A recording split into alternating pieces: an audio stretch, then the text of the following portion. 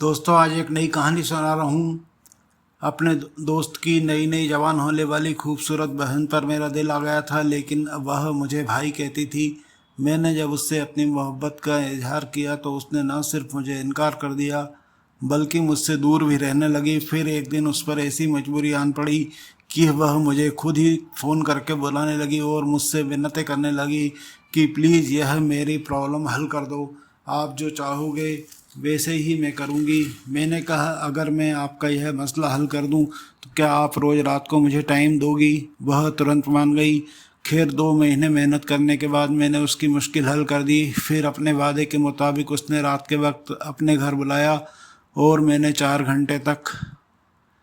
तो दोस्तों, मेरे दोस्त रोहित ने मुझे अपने घर भेजा था कि मैं किसी मुसीबत में फंसा हूँ और घर से फरार हूँ। तुम जाकर मेरे घर के हाल देखो कि घर में किसी चीज़ की ज़रूरत तो नहीं है। जब मैं पहुँचा तो मालूम हुआ कि किसी केस में रोहित के पापा को गिरफ्तार करके पुलिस ले गई है। अब उन्हें रोहित की तलाश है। तब मैंने घर जाकर हाल मालूम किया तो वहाँ रोहित की बहन और उसकी माँ मौजूद थी।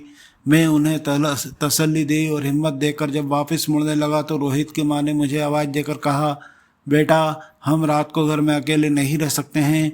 ऐसा करो, तुम आज रात इधर ही रह जाओ। पहले तो मैंने मना कर दिया, लेकिन फिर रोहित की माँ ने रोहित को फ़ोन किया और कहा कि समीर से कहो कि वह रात को इधर ही रुक जाए। रोहित ने जब मुझे खुद कहा तो मैं उसे इनकार नहीं कर सका। खैर, मैं उस वक्त उनके घर से रवाना होकर काम पर चले गया। फिर रात को तकरीबन 10 बजे उनके घर पहुंचा। रोहित की माँ और बहन अभी तक मेरा इंतजार कर रही थी। मेरे पहुंचते ही रोहित की माँ ने खाना परोसा और हम सब ने इकट्ठे खाना खाया। रोहित की माँ पुलिस की छापी की वजह से बहुत ज़्यादा डरी हुई थी। उन्होंने नींद की गोली खा ली और अपने कमरे में जाकर सो गई। रोहित की बहन पूनम ने मेरा बिस्तर दूसरे कमरे में लगाया और खुद अपनी माँ के कमरे में जाकर सो गई। तो मुझे नींद नहीं आ रही थी और मैं ख्यालों में था। रात को करीब 1 बजे दरवाजे पर दस्तक हुई। मैंने जाकर पूछा तो बाहर से आज आवाज़ आई, दरवाज़ा खोलो, पुलिस आई है। मैंने दरवाज़ा खोला तो पुलिस वाले मौजूद थे, जो दरवाज़ा खुलते ही मुझे धकेल कर अंदर दाखिल हो गए। उन्होंने पूरे घर की तलाशी ली। इस दौरान पूनम और रोहित की माँ भी जाग गई। तब पुलिस को घर में छापे के दौरान ना रोहित मिला ना ही उसके पापा। तो उन्होंने मुझसे पूछा कि तुम कौन हो? मैंने जवाब दिया, मैं मेहमान हूँ। तो उन्होंने कहा, तुम भी हमारे साथ चलो, शायद तुम्हें रोहित के बारे में सब मालूम हो। जब उसे पकड़ लेंगे तो तुम्हें छोड़ देंगे। मैंने कहा, आप जाएं, मैं अपनी गाड़ी में आता हूँ। उनके जाते ही मैंने रास्ते में अपने फौजी अफसर को फ़ोन किया और उन्हें पूरी बात बता दी। जब मेरे फौजी दोस्त ने कहा कि मैं संभाल लूँगा और थाने पहुंचते ही इंस्पेक्टर खड़े हुए थे। गाड़ी से उतरते ही उन्होंने कहा, आप हमें पहले ही मेजर साहब के बारे में बता देते तो हम आपको थाने आने नहीं बुलाते। मुझे तुरंत अंदाज़ा हो गया कि मेरे दोस्त ने फ़ोन करके बात कर ली है।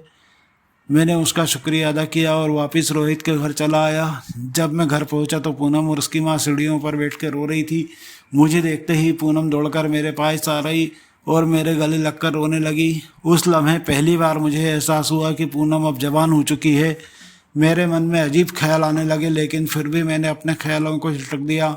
जब पूनम मुझसे अलग हुई तो मैंने उसे और उसकी माँ को हौसला देते हुए कहा कि सब ठीक हो जाएगा, आप फिक्र ना करो, अब आप लोग आराम से सो जाओ। वह दोनों अपने कमरे में चले गई और मैं भी दूसरे कमरे में चला गया। रात भर नींद मुझे नहीं आई और मैं जागता रहा। सुबह नाश्ते के बाद काम पर चला गया और शाम को अपने घर जाकर कपड़े बदले टीवी देखने बैठ गया। मेरे मन में यही ख्याल था कि अब मैं फिर से अपने घर वापस आ गया था। थोड़ी देर बाद पूनम का फ़ोन आया और उसने कहा, भैया, आप अभी तक घर वापस क्यों नहीं आए? मैंने हैरान होकर पूछा, मुझे आज भी आना था। तो पूनम ने जवाब दिया, सिर्फ आज ही नहीं बल्कि आपको कई दिनों तक हमारे यहाँ रहना होगा। खैर, मैंने गाड़ी निकाली और उनके घर चला गया। वहाँ खाना खाने के बाद रोहित की मम्मी नींद की गोली खाकर सो गई, जबकि मैं और पूनम टीवी देखने गए। रात के करीब 10 बजे दरवाजे की घंटी बजी। मैंने जाकर दरवाज़ा खोला तो रोहित सामने खड़ा था। मैं उसे अंदर ले आया। वह चंद मिनट रुका और उसने पूनम को कहा कि वह माँ को ध्यान रखे।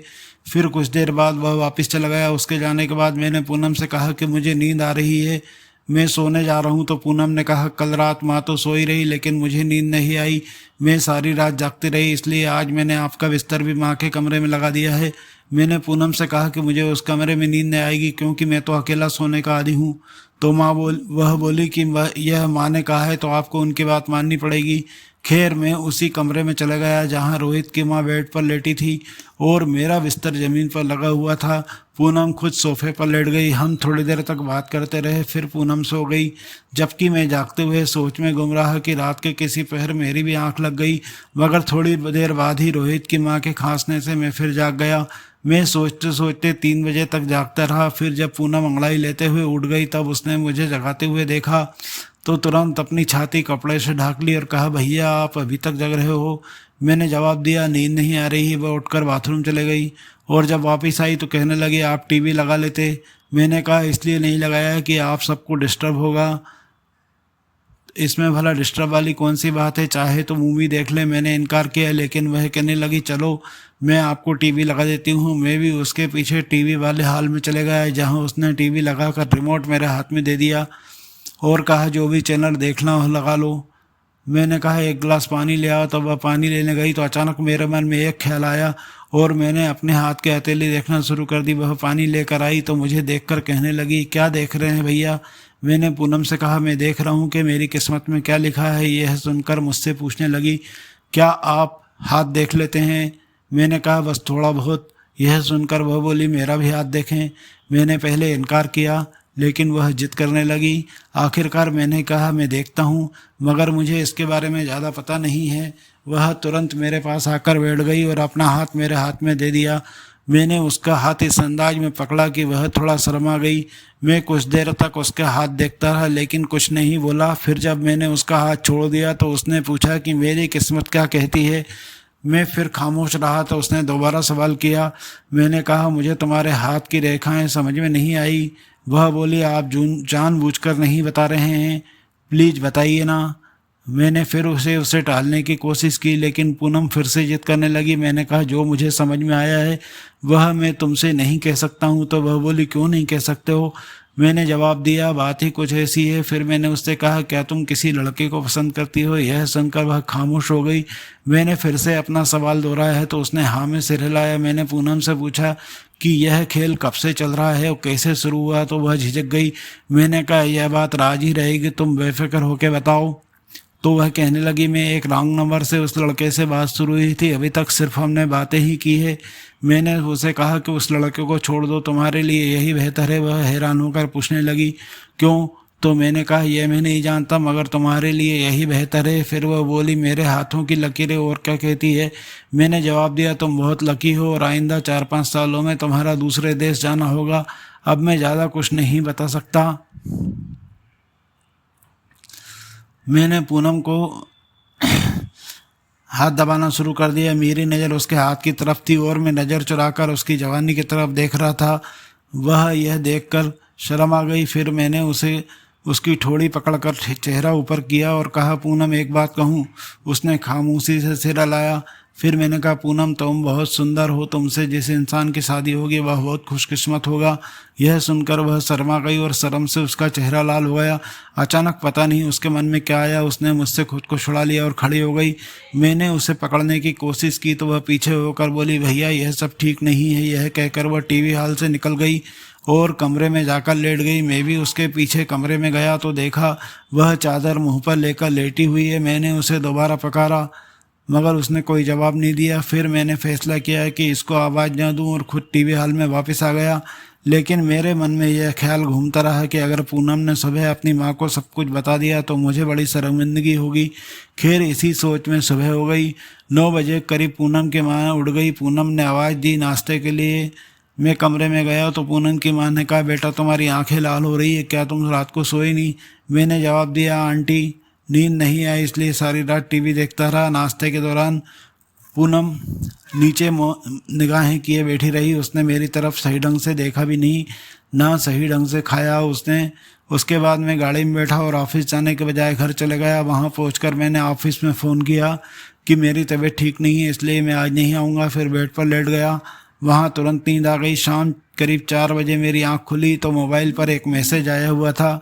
मैंने मैसेज पढ़ा तो यह पूनम का मैसेज था जिसमें लिखा था, भैया रात को जो कुछ हुआ वह अच्छा नहीं हुआ, अब इसके बारे में किसी को खबर ना हो। मैं भी कोशिश करूंगी कि आइंदा ऐसा ना हो, आप भी आइंदा ऐसा करने की कोशिश ना करें। मैंने यह मैसेज पढ़कर पूनम के मोबाइल पर फ़ोन किया तो उसने फ़ोन नहीं उठाया।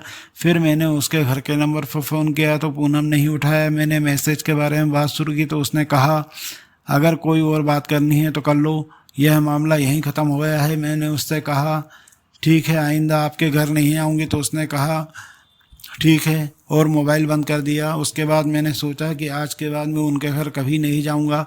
रात 9 बजे के करीब मोबाइल पर घंटी बजी। मैंने फ़ोन उठाया तो पूनम बोल रही थी। उसने कहा, माँ बात करना चाहती है।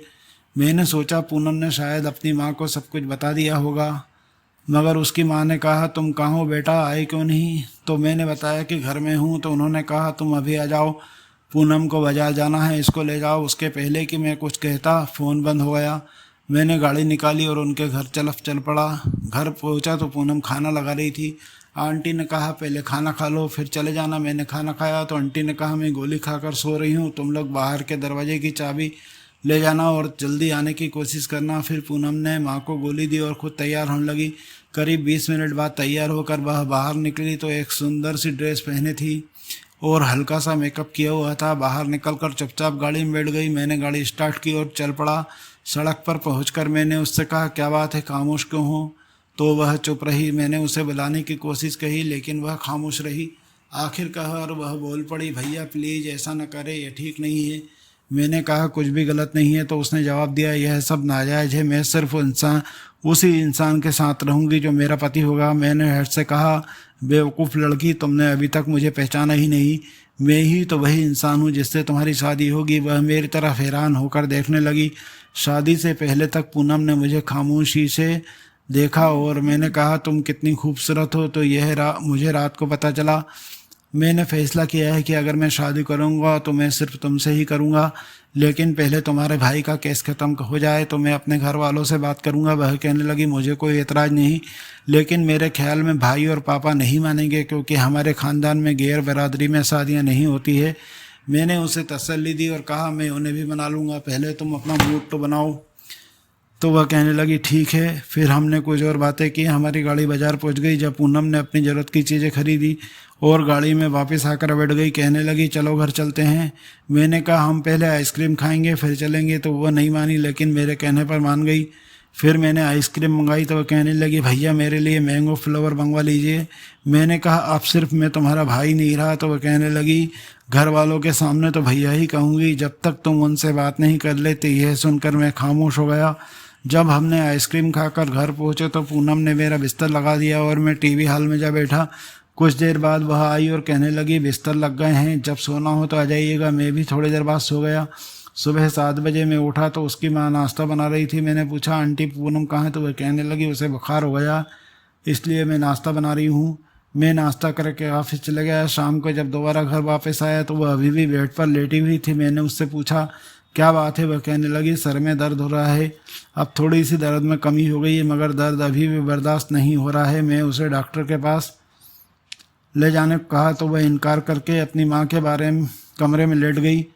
मैंने उसे कई बार कमरे से बाहर आने को कहा लेकिन नहीं आई। अगले रोज़ जब मैं ऑफिस से घर आया तो पूनम के पापा और भाई के केस को ख़त्म कर दिया गया था और कहा गया था कि वह रोहित को 5 घंटे में पेश कर दे, वरना वह उन्हें फिर से पकड़ कर ले जाएंगे। मेरे घर जाने पर दोनों बाप बेटा घर में मौजूद थे, लेकिन रोहित के बाप ने कहा वो रोहित को कभी किसी की सूरत में पेश नहीं करेंगे, वह भी कुछ दिन तक घर में नहीं रहेंगे। उन्होंने घर रहने पर मेरा शुक्रिया अदा किया और कुछ देर बाद खाना खाकर घर से बाहर चले गए। 2 दिन बाद पुलिस ने रोहित को गिरफ्तार कर लिया। अब रोहित के पापा उसकी रिहाई के लिए कोशिश कर रहे थे। मैं सोच रहा था कि ये लोग इस मुसीबत निकल आएँ तो मैं उनसे पूनम के रिश्ते की बात करूं, लेकिन इस दौरान एक बड़े बिजनेसमैन की कोशिशों से सुलह हो गई।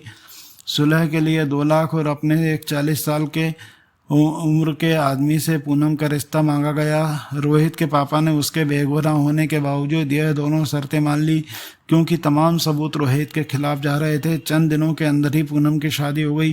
पूनम भी अपने भाई की रिहाई की खातिर दिल में पहाड़ जितने गम उठाए खामोश हो गई। मैंने 1-2 बार उससे मोबाइल पर बात करने की कोशिश की, लेकिन उसने फ़ोन नहीं उठाया। जब मैं उसके घर जाकर पूनम से बात करने की कोशिश करता तो उसके पापा और भाई घर में होते, जिसकी वजह से पूनम से बात करने का मौका नहीं मिलता। जिस दिन उसकी शादी हुई उस दिन उसने सिर्फ मुझे एक मैसेज किया था जिसमें सिर्फ सॉरी लिखा था। उसके बाद मेरी उससे कोई बात नहीं हुई। मेरी पूनम से शादी का ख्वाब अधूरा रह गया। लेकिन फिर भगवान की करनी यह हुई कि 3 महीने बाद अचानक एक दिन पूनम ने मुझे फ़ोन किया, जिसमें वह रो रही थी। कह रही थी कि यह मेरी शादी समझौते के तहत हुई है और मेरा पति भी शक्लो सूरत से बदसूरत है और बूढ़ा भी है। मेरा इस घर में दम घुटता है, प्लीज़ तुम कुछ करो, मैं यहाँ नहीं रह सकती हूँ, मैं मर जाऊँगी। मैंने उससे कहा कि अब क्या हो सकता है, तो वह मुझसे मिन्नतें करने लगी, तुम इस मुश्किल से मुझे निकाल सकते हो। मैंने कहा अभी नई नई सुलह हुई, अगर कुछ किया तो ज़्यादा मसला बनेगा, तुम 1-2 महीने और सब्र कर लो, फिर किसी तरीके से भागकर तुम घर से बाहर आ जाना और मैं तुम्हें कार में बिठाकर अपने घर छोड़ाऊंगा। फिर तुम तलाकनामा उसे भेज देना। मैं जब भी तुमसे शादी करने को तैयार हूँ, मुझे कोई मसला नहीं है, बल्कि यह मेरी खुशकिस्मती होगी, क्योंकि पहली मोहब्बत को भुलाना आसान नहीं होता है। खैर फिर जब 2 महीने गुजरे तो पूनम ने मुझे कॉल की और बताया कि इतने बजे तुम मेरे घर के दरवाजे के बाहर आ जाना, आते ही तुम मुझे बैठाकर घर ले जाना। फिर हमने ऐसा ही किया। जब उसके घर गए तो पूनम के घर वाले भी परेशान हो गए थे कि अब क्या होगा, लेकिन उन्हें खुशी भी थी कि उनकी बेटी, जिसे उन्होंने ज़बरदस्ती अपने घर बेटे की रिहाई की खातिर उस बदसूरत आदमी से बांध दी थी, उसके पास फिर आ गई है। खैर फिर पूनम के ससुराल वालों ने कुछ अरसा तो हंगामा किया और केस वगैरह भी करवाए, लेकिन कुछ न कर सके, क्योंकि यह शादी सिर्फ एक समझौते के तहत हुई थी और इसमें कानून कुछ भी नहीं कर सकता था। फिर पूनम अपनी मर्जी से ही घर आई थी। फिर पूनम ने ज़बरदस्ती उनसे तलाक ले लिया, फिर से शादी कर ली और पूनम को पाके मेरी दुनिया जैसे जन्नत बन गई। अब दोनों खुशी खुशी हम अपनी ज़िंदगी को गुजार रहे हैं। तो दोस्तों, यह कहानी कैसी लगी कृपया आप कमेंट करके बताएं, वीडियो को लाइक कर दें और चैनल को सब्सक्राइब कर दें। आपके एक छोटे से कमेंट से हमें असीम ऊर्जा मिलती है। धन्यवाद। फिर मिलेंगे कल एक नई कहानी के साथ।